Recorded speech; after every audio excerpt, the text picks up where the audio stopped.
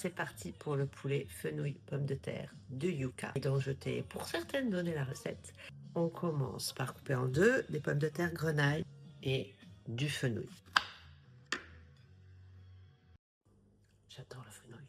J'ai tout découpé, mon fenouil émincé finement, mes pommes de terre grenaille, le poulet fermier, label rouge ou bio. Je vais tout mettre tout ensemble sur la plaque. Ce qu'ils appellent aux États-Unis le one pan meal. On met tout en même temps. T'oublies pas le citron. Citron émincé, citron non traité. Si tu as du citron confit, top. Un peu de za'atar, passion za'atar aussi. Et je vais enfourner pour à 180 pour à peu près 45 minutes. Bon, après, ça dépend de ton four. Il faut que ça compote, il faut que la peau du poulet soit bien grillée. J'ai pas mis d'olives parce que chez moi, personne n'aime les olives. Mais sinon, dans la recette, tu rajoutes des olives. Voilà, petite touche perso. Alors ça, c'est des cristaux de sel parfumés au citron. On l'a ramené d'un pays.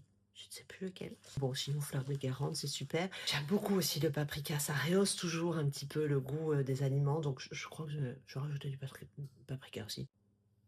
J'ai mis un peu toutes mes épices. J'aime bien rajouter des épices. Je trouve que ce qui se marie bien aussi avec le fenouil, c'est le cumin. Bon, je vais pas trop rajouter non plus. Donc, tu vois la prise de tête quand même pour... J'en rajoute que du cumin. Avec cumin et paprika.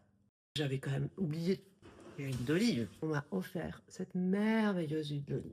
C'est un peu dommage de la faire chauffer, parce que tu sais, les huiles, hein, évite de les faire chauffer, parce que ça, elles perdent tout leur intérêt quand quand il y a des températures élevées. Mais là, je vais quand même en mettre pour la cuisson, puis j'en rajouterai à la fin de la cuisson. C'est parti pour 35 minutes.